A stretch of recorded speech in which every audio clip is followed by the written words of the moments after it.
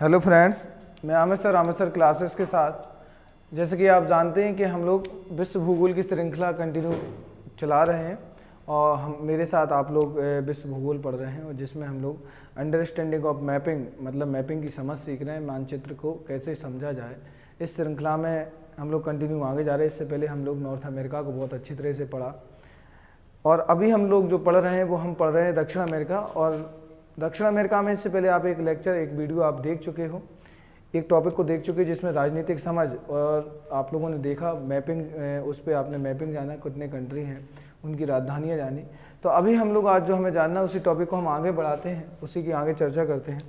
तो इसमें आज हमें जो पढ़ना है इसके आज हम जानेंगे कि भूमध्य रेखा किन किन कंट्री से होकर गुजरती है यहाँ से, और मकर रेखा, क्योंकि डायरेक्टली एग्जाम में जो क्वेश्चन पुटअप होते हैं वो डायरेक्ट बन जाते हैं।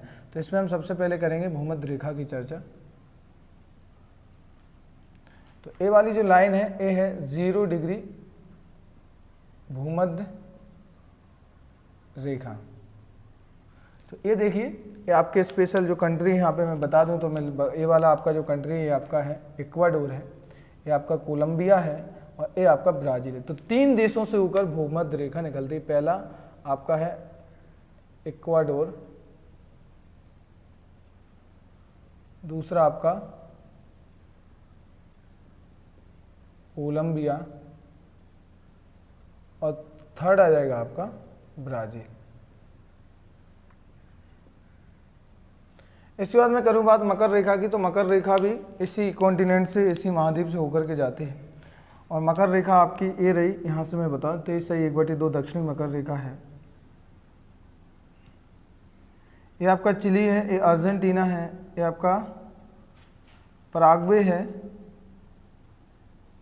थोड़ा ऊपर से ले लो इसको, चिली, अर्जेंटीना, पराग्वे और ये आपका ब्राज़ील। थोड़ी तिरछी कर लेना क्योंकि थोड़ा अंडरस्टैंड हमें वो बनाना है, क्योंकि यहाँ पे उरुग्वे आता और ये लाइन उरुग्वे को टच नहीं करती है। ठीक है, तो कितने कंट्री आएगा? ये आपका हो जाएगा चिली, अर्जेंटीना, पराग्वे और आपका हो जाएगा ये ब्राज़ील। तो यहाँ पे 4 कंट्री हैं। तो पहला आप लिखोगे यहाँ पे चिली, दूसरा फिर आप लिखोगे यहाँ पे आपका अर्जेंटीना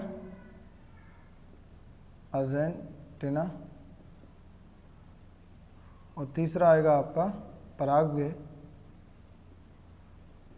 और चौथा आएगा आपका इसमें आपका ब्राज़ील। तो ये देखिए कि भूमध्य रेखा से 3 देशों से, मतलब जो भूमध्य रेखा है वो दक्षिण अमेरिका के 3 देशों से होकर गुजरती है, इक्वाडोर, कोलंबिया और ये आपका है ब्राज़ील। और यहाँ पे देखेंगे आप, यहाँ पे 4 देशों से होकर गुजरती है, चिली, अर्जेंटीना और ये वाला आपका हो गया पराग्वे और ये हो गया आपका ब्राज़ील। यहाँ पे कल हमने 2 कंट्री देखे थे स्पेशली, ये आपका बोलीविया है और ये आपका पराग्वे है। बोलीविया, पराग्वे 2 ऐसे देश हैं दक्षिण अमेरिका के, 2 लैंडलॉक कंट्री है। लैंडलॉक कंट्री मतलब भू आबद्ध या स्थल रुद्र देश है। इनकी सीमा किसी भी वाटर बॉडी यानी कि जल सीमा से नहीं लगती है। तो कौन कौन 2 कंट्री हैं? आपका बोलीविया और ये आ जाएगा पराग्वे। कल मैं लिखा चुका हूँ, बता चुका। थोड़ा सा इसमें इंपोर्टेंट देखो, दक्षिण अमेरिका एक इसमें एक और आगे लिखेंगे इसमें कि दक्षिण अमेरिका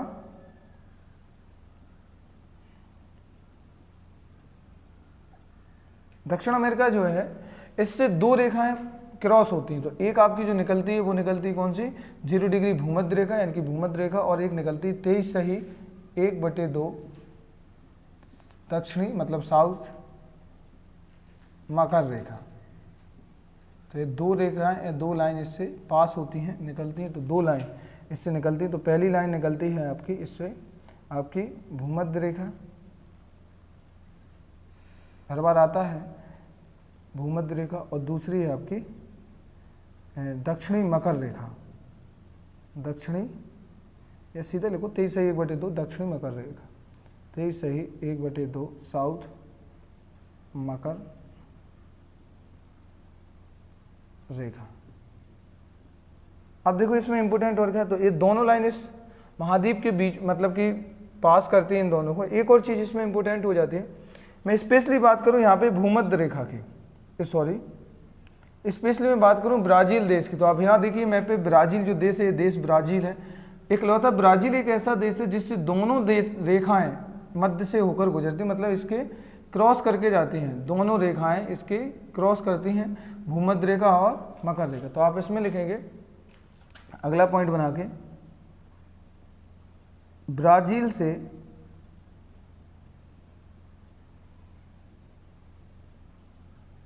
भूमध्य और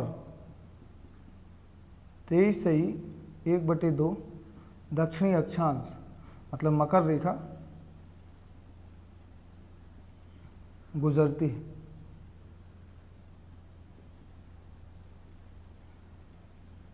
तो दोनों, तो एक तो आपका भूमध्य तो स्पेशल किस कंट्री से गुजरती है, आपकी ब्राज़ील से। तो ये बेसिक कॉन्सेप्ट हो जाएगा। तो ये हमने जाना आपका बेसिक यहाँ पे ये लाइंस के बारे में। हाँ थोड़ा मैं बता दूं, कल हम लोग बात कर रहे थे यहाँ पे, तो ये वाला जो है यहाँ पे एक मैंने पासेस बताई थी, तो मैगलन जल संधि बताई थी। यहाँ पे ये वाला जो हिस्सा है, ये वाली आपकी यहाँ पे है मैगलन जल संधि, मैगलन संधि जल संधि है जो मेन दक्षिण अमेरिका है, और नीचे वाला भाग है टेरा डेल फ्यूगो, इसको अलग करते हैं। यहाँ पे एक जल संधि और मिलेगी आपको, जिसमें एक जो मिलेगी जो वो आपकी स्पेशली मैंने बताया था, यहाँ से आपका स्टार्ट हो जाएगा क्या, अंटार्कटिका। तो यहाँ पे एक जल संधि मिलेगी इस प्रकार करके, ऐसी है, और इसका नाम है आपका dragon passage, dragon passage, passage passage passage dragon passage. तो ड्रैगन पैसेज जो है वो दक्षिण अमेरिका को अंटार्कटिका से क्या करती है, अलग करती है। ड्रैगन पैसेज जल संधि है जो दक्षिण अमेरिका को किससे अलग करती है, अंटार्कटिका। तो नीचे अंटार्कटिका, तो याद रखना ये जल संधियाँ कुछ इंपॉर्टेंट रहेंगी। और जो स्पेशली मैं बात करूं कि इनके बीच में कौन सा दोनों जल संधियों को अलग करता है, तो टेरा डेल फ्यूगो, ये टेरा डेल फ्यूगो है जो मैगलन जल संधि को ड्रैगन पैसेज से अलग करता है, ड्रैगन पैसेज से अलग करता है, ये हो जाएगा। तो आज हमें जो पढ़ना है, तो हमने बेसिक चीज़ें जानी, अब हम इसमें बात चर्चा करते हैं आगे। तो मैं इसी में आगे बताता हूँ, तो आप ऐसा कर लीजिए, नोट कर लीजिएगा ये टॉपिक और लिख लीजिएगा। अब हम आगे बात करते हैं, ये मैं थोड़ा हटा जाता 1 मिनट के लिए, आप इसका स्क्रीनशॉट ले लें, फिर हम आगे इस पर चर्चा करें।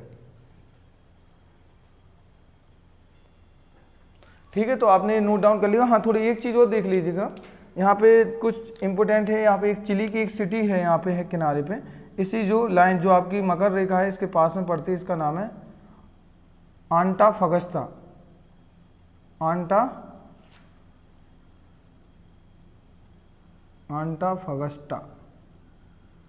आंटाफगस्टा। ये आता है कि क्वेश्चन ऐसा आता कि सबसे मतलब नज़दीक पास में कौन सी शहर है, और दूसरा यहाँ पे मिलेगा ब्राज़ील की शहर है, यहाँ पे है, इसका नाम है साओ पालो।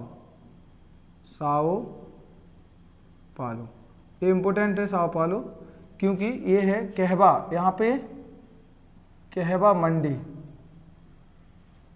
कहवा फैक्ट्री बोल लो, विश्व की सबसे बड़ी कहवा मंडी है, इसलिए इसे साओ पालो को कहवा का घर, हाउस ऑफ कॉफ़ी, इंग्लिश में इसे बोलते हैं हाउस ऑफ कॉफ़ी, तो इसे इंग्लिश में बोला जाता है हाउस ऑफ कॉफ़ी।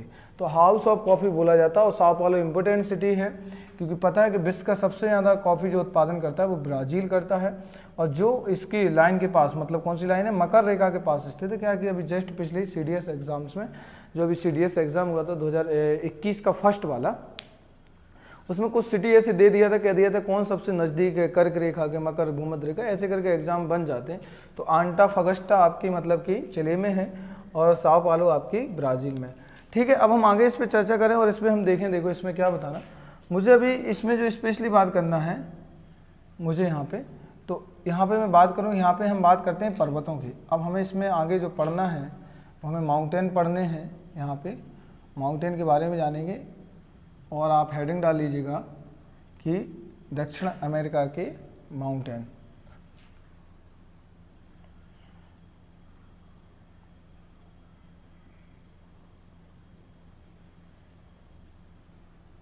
पढ़ना है कि दक्षिण अमेरिका का, मैंने बोला इससे पहले हम लोग ये पूरी लाइंस देख चुके हैं।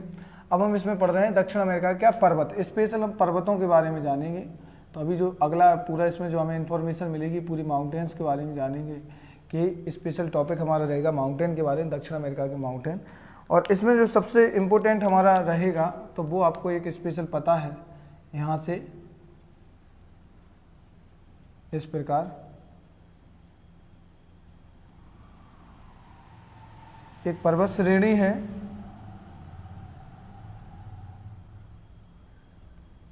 पूरा चिले तक जाएगी नीचे तक ए।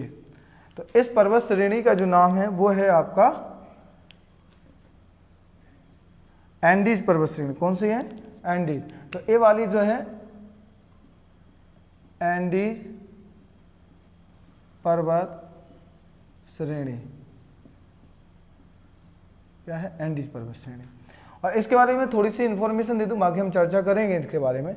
यहाँ पे कुछ एक दो पर्वत श्रेणियाँ और हैं, तो जो एक दो पर्वत श्रेणियाँ हैं मैं उनके बारे में भी बात कर लूँगा और उनके बारे में आपको इन्फॉर्मेशन दे दूँगा। लेकिन सबसे पहले हम थोड़ा सा एंडीज के बारे में जान लें और एंडीज के बारे में थोड़ा डिटेल से पढ़ लें, क्योंकि देखो विश्व की ये सबसे लंबी पर्वत श्रेणी है। एंडीज जो पर्वत श्रेणी है विश्व की सबसे लंबी पर्वत श्रेणी है। और इसमें इम्पोर्टेंट और क्या हो जाता है कि उत्तर अमेरिका और दक्षिण अमेरिका की जो पर्वत श्रेणियाँ हैं एक ही टाइम पे बनी हुई हैं, एल्पाइन है, एल्पाइन टाइम में बनी हुई है। जैसे एक मीसोजोइक है, सीनोजोइक है, ये टाइम पीरियड रहे एरा करके बटा हुआ है पूरा टाइम पीरियड। तो उसी प्रकार से ये भी जो बनी है अल्पाइन टाइम में बनी हुई है, एल्पाइन पर्वत श्रेणी है और विश्व की सबसे नवीनतम पर्वत श्रृंखला है। क्योंकि ये है, ये सब मोड़दार मतलब बलित पर्वत हैं, फोल्ड माउंटेन है, बलित पर्वतों के द्वारा बनी है। क्योंकि इस तरफ आप देखोगे, इस तरफ जो हिस्सा है तो आपका क्या है पश्चिमी प्रशांत महासागर, तो इस तरफ तो प्लेट है, तो प्रशांत महासागरीय प्लेट है और इस तरफ पूरी अमेरिकन प्लेट है। तो ये आपस में दोनों ऐसे टकरा रही हैं और जो महासागरीय प्लेट होती है वो आपकी क्या होती है? भारी होती है। और जो महाद्वीपीय प्लेट है वो हल्की होती है, मतलब महासागरीय प्लेट के कंपेयर में। इसलिए ये प्लेट क्या नीचे जा रही है और वो वाली प्लेट ऐसी ऊपर आ रही है। तो कंडीशन जो यहाँ पे जो बनी है, तो मैं आगे ये सब पढ़ा चुका हूँ, फोल्ड माउंटेन का ये बता चुका इससे पहले लेक्चर में। उत्तर अमेरिका में मैंने एक एक चीज़ें बताई हैं। तो अभी हमें एंडीज पर्वत के बारे में जानना है, एंडीज पर्वत श्रेणी के बारे में। तो इसमें आप पॉइंट लिखेंगे बना के, पहला कि नवीन पर्वत है, नवीन पर्वत, और इसी में ब्रैकेट में लिखना बलित, बलित पर्वत है, ठीक है। और इसमें और क्या लिखेंगे? नवीन पर्वत होने के साथ साथ बलित पर्वत, हाँ, दुनिया की सबसे लंबी श्रृंखला, दुनिया की सबसे लंबी श्रेणी, दूसरा पॉइंट। इसकी मैं अगर लंबाई की बात करूं तो अप्रॉक्स में लगभग 7000 किलोमीटर, 7000 किलोमीटर इसकी लंबाई है। इसके बाद फिर अगला पॉइंट इसमें आप क्या लिखेंगे? ये होने के साथ साथ नवीन हो गया, हाँ, अल्पाइन पर्वत श्रेणी। कैसी है? अल्पाइन पर्वत श्रेणी है। तो इसमें जो बेसिक आपको इन्फॉर्मेशन जानना है कि दुनिया की सबसे लंबी पर्वत श्रृंखला है और 7000 किलोमीटर है, और इसके साथ साथ अल्पाइन पर्वत श्रेणी है, और इसके बाद दुनिया की सबसे लंबी पर्वत श्रेणी है। तो इसमें जो बेसिक कॉन्सेप्ट थे हम, हाँ, इसमें एक चीज़ और जो इम्पोर्टेंट आती है कि इसका सबसे हाईएस्ट माउंटेन कौन सा है। तो हाईएस्ट माउंटेन आपका यहाँ आता है और वो है आपका एनकाकागुआ। इसका नाम क्या है? एनकाकागुआ, एनकाकागुआ। तो ये सबसे ऊंचा पर्वत है। ये क्या पर्वत? ये श्रेणी है। श्रेणी का मतलब रहता है, जैसे डाउट होता है कुछ बच्चों को कि श्रेणी क्या, तो कंटिन्यू ऐसे लाइन से, और इसी पे कोई पर्वत अगर एकदम ऐसा हाइट हो सबसे ज़्यादा तो ये इसका सबसे ऊंचाई वाला पर्वत कहलाएगा। तो वही कॉन्सेप्ट है कि यहाँ पे कंटिन्यू लाइन से बहुत सारी पर्वत श्रेणियाँ बनी हुई हैं। तो उसका सबसे ऊंचा पर्वत कौन सा है? एनकाकागुआ है, इसका सबसे हाईएस्ट माउंटेन, ठीक है। आपका आएगा स्पेशली चिली में आ जाएगा इसका बॉर्डर। हाँ, अब मैं बात करूँ एक क्वेश्चन और इससे जो पुटअप होता है, जो बनते हैं कि कितने देशों में फैली हुई है। अगर आप यहाँ से उठाए वेनेजुएला से कंटिन्यू नीचे तक, तो ये पूरा फैला हुआ है 7 देशों में। कितने देश हैं यहाँ पे मैं लिखे देता कि जो एंडीज पर्वत श्रेणी है वो आपके कितने देशों में फैली है? 7 देशों में इसका क्या है? फैलाव है या विस्तृत है। तो देखो पहला क्या है, 7 देश कौन कौन से लिखेंगे। पहला आपका आएगा यहाँ पे क्या, आपका आ जाएगा कौन सा यहाँ पे? वेनेजुएला, वेनेजुएला आएगा। वेनेजुएला के बाद क्या आएगा, इसके बाद वेनेजुएला के बाद नीचे लोगे क्या आएगा, कोलंबिया, ठीक है, कोलंबिया। फिर क्या आएगा, पेरू, पेरू। तो वेनेजुएला यहाँ पे ऊपर से देखोगे आप क्या क्या आएगा, यहाँ पे देखिए आप, यहाँ पे स्पेशल पॉइंट क्या है, यहाँ पे पहला वाला मैप यहाँ पे लिखोगे तो आपका क्या है, पहले वेनेजुएला है, कोलंबिया है, फिर यहाँ पे वेनेजुएला, कोलंबिया, यहाँ पे हाँ, एक बगल से इक्वाडोर आ जाएगा यहाँ पे, और फिर ये कोलंबिया है। तो यहाँ पे अगला क्या आएगा आपका, इसमें आपका अगला आने वाला है इसमें पेरू, ठीक है, ये आएगा अगला, पेरू है, सॉरी कोलंबिया हो गया, और कौन सा बचेगा, Venezuela, Colombia, Peru, Ecuador, Ecuador. Ecuador के बाद ए वाले हिस्से पे आप देखोगे यहाँ पे आपका है बोलीविया, बोलीविया। कितने हो गए, 1 2 3 4 5, तो अभी 5 हुए। इसमें और देखो और कौन सा आएगा आपका, बोलीविया के बाद ए वाला हिस्सा। अब यहाँ देखो, पहले ऊपर यहाँ पे हिस्से पे आएगा आपका कौन सा, वेनेजुएला, वेनेजुएला के बाद यहाँ पे आएगा आपका कोलंबिया, कोलंबिया के बाद ए हो जाएगा आपका इक्वाडोर, ए हो जाएगा आपका पेरू, ए हो जाएगा आपका बोलीविया, और ए हो जाएगा आपका चिली। चिली में नीचे तक जाएगा, और हल्का हिस्सा अर्जेंटीना का। तो अगला आएगा आपका चिली, और लास्ट वाला और अर्जेंटीना, अर्जेंटीना, तो अर्जेंटीना हो जाएगा। तो ये 7 कंट्री हैं जिसमें सबसे ज़्यादा ये चीज़ आएगी। अब बात आती है यहाँ पे जो इस वाले हिस्से पे पड़ता है आपका, यहाँ पे ये वाला हिस्सा पड़ता है आपका बोलीविया का। तो सबसे ज़्यादा अगर मैं बात करूँ यहाँ का जो फैलाव कि सबसे ज़्यादा चौड़ाई कहाँ पे है, तो सबसे अधिक चौड़ाई इसकी, सबसे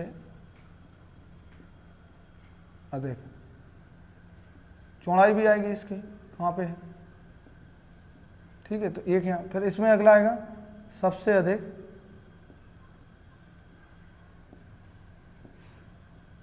लंबाई।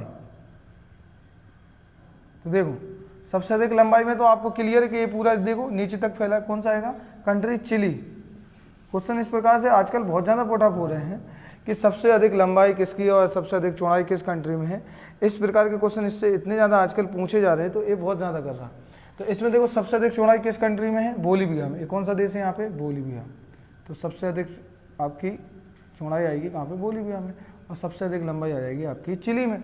यहीं पे आपकी बोलीविया की जो राजधानी लापाज, तो लापाज यहीं पे स्थित है, जो दुनिया की सबसे ऊंची की राजधानी है लापाज। और यहीं पे आपकी टिटिकाका झील है, टिटिकाका झील, इसलिए यहाँ की दुनिया की सबसे नौगम्य झील है, सबसे ऊंचाई पर स्थित नौगम्य झील है। तो एनकाका गोवा होगा। अब यहाँ पे हम कुछ चीज़ें और देख लेंगे। यहाँ पे 2 चीज़ें और मिलेंगी इस प्रकार करके, ऐसे 2 माउंटेन और मिलेंगे यहाँ पे हल्के से ऐसे करके। तो 2 माउंटेन और मिलेंगे, और जिसका नाम है ये वाला कोटोपैक्सी,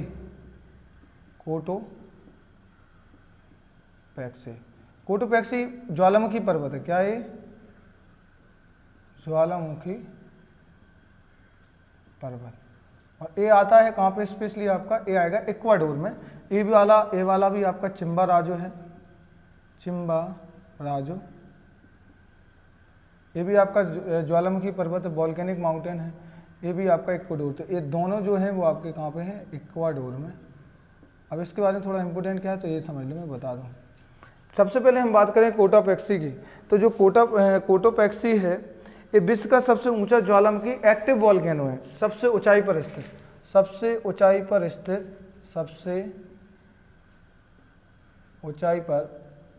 स्थित सक्रिय ज्वालामुखी।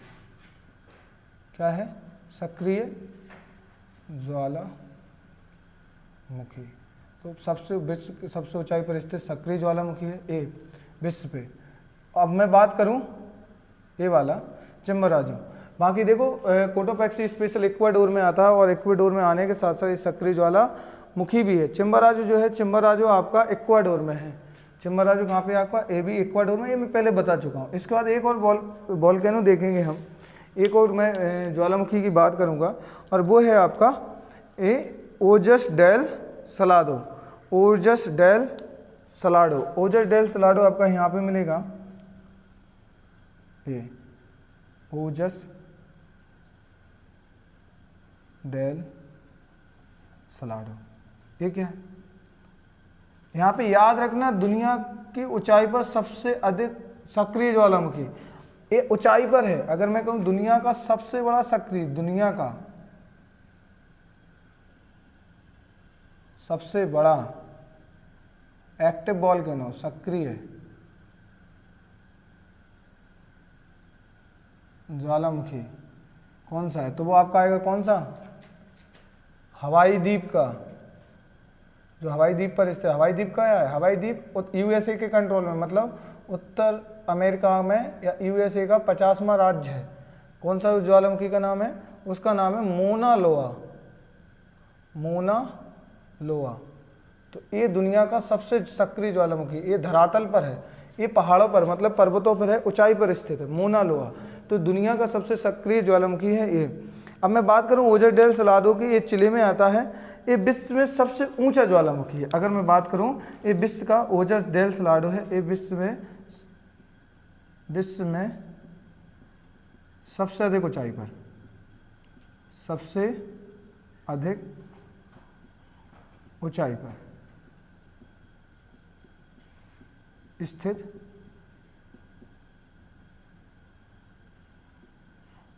ज्वालामुखी। तो विश्व में सबसे अधिक ऊंचाई पर स्थित है ज्वालामुखी। ये एक्टिव वोल्केनो नहीं है, मतलब ये डोरमेंट है, ये सुसुप्त ज्वालामुखी है ओजस डेल सलाडो। तो ये देखा, जैसे कभी कभी क्या आता है, इनका क्रम पूछ लिया जाता है एग्जाम में कि ना उत्तर से दक्षिण बताइए पर्वतों को। तो पहला आपका आएगा कोटोपैक्सी, चिम्बाराजो, ओजस डेल सलाडो और एन काकागुआ। एन काकागुआ दुनिया मतलब कि दक्षिण अमेरिका की सबसे ऊंचाई पर स्थित क्या है, एन काकागुआ सबसे ऊंचाई पर स्थित क्या है, सबसे हाईएस्ट पीक है किसकी, एंडीज की। तो एंडीज के बारे में जाना, ये पॉइंट जाने। हाँ, आप एक स्क्रीनशॉट ले लीजिए, अच्छी तरह से लिख लीजिए और फिर हम आगे चर्चा करते हैं। ठीक है, तो देखो हम आगे इस पे और चर्चा करते हैं, इस पे आगे और कुछ माउंटेन्स है, बाकी ये इम्पोर्टेंट है ज़्यादा। हाँ, एन काकागुआ का थोड़ी याद रखना कि ये इसका ज़्यादातर जो एन काकागुआ है, इसका ज़्यादातर हिस्सा अर्जेंटीना में आता है और चिली बॉर्डर को टच करता है। तो इसलिए कभी कभी क्वेश्चन आता है कि एन काकागुआ ज़्यादातर किस कंट्री में है, तो एन काकागुआ ज़्यादातर आपके अर्जेंटीना में आता है, इसका बॉर्डर चिले को टच करता।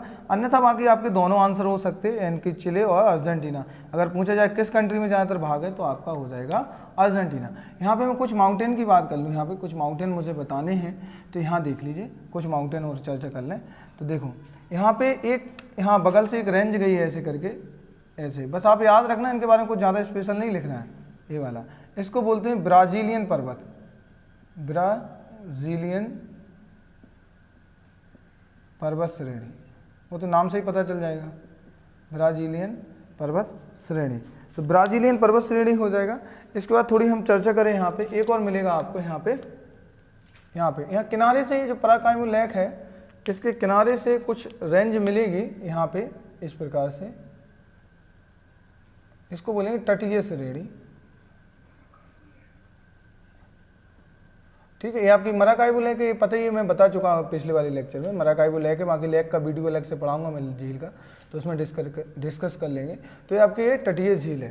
तटीय झील के बाद हम बात करें यहाँ पे आपको एक स्पेशली मैं बात करूँ यहाँ पे, तो देखो एक तो बाकी इंपॉर्टेंट इसमें जो माउंटेन है, बाकी इंपॉर्टेंट जो आपका माउंटेन है वो आपका ये वाला है, एंडीज ज़्यादातर इंपॉर्टेंट है। ब्राज़ीलियन पर्वत श्रेणी कहाँ पे, तो हल्का सा याद रखना। और बाकी इसमें एक और चीज़ है, पकराइमा माउंटेन, यहाँ पे मिलेगा पकराइमा, यहाँ के करके यहाँ पे ऐसे करके, और एक यहाँ पे मिलेगा एक और माउंटेन, बस नाम याद रखो कि कौन कहाँ पे, बस पकराइमा श्रेणी। और एक ये वाली है टुमुक हुमुक, बस आपको इतनी याद रखनी, तटीय श्रेणी, पकराइमा, टुमुक हुमुक और ब्राज़ीलियन। इसलिए याद रखनी कि क्वेश्चन सीधा आएगा टुमुक हुमुक पर्वत श्रेणी क्या है, सही मिलान में पूछ लेता है। और आपका जैसे पूछ लेगा ये पकराइमा माउंटेन का, ये पूछा भी गया है पकराइमा हर बार एग्जामों में, तो ये हल्का सा पूछ लेगा। और बाकी इसमें इतना ज़्यादा कुछ भी नहीं पूछने वाला, बाकी आपका एंडीज सबसे ज़्यादा पूछता है और पर्वत श्रेणियों से इससे ज़्यादा क्वेश्चन पुटअप नहीं होने वाले। तो ये देखा हमने आज पर्वत श्रेणियों के बारे में और दक्षिण अमेरिका की रेंज के बारे में जाना। और जिसमें स्पेशली एंडीज जाना और यहाँ पे भूमध्य रेखा और मकर रेखा के बारे में जाना, और जो इंपॉर्टेंट पर्वत श्रेणियाँ थी वो जानी। जैसे इसमें इंपॉर्टेंट पर्वत श्रेणियाँ, सबसे बड़ी पर्वत श्रेणियाँ आपकी एंडीज है, पकराइमा है, तटीय श्रेणी है, टुमुक है और ब्राजीलियन है। बस इतना ही पढ़ना है, इसमें कुछ ज़्यादा इतना है नहीं पढ़ने लायक। जो इंपॉर्टेंट है वो हमने देख लिया। ओके, मिलते हैं हम लोग नेक्स्ट लेक्चर में, और नेक्स्ट लेक्चर या तो हमारा लेक या रिवर के ऊपर होगा। Okay, thank you.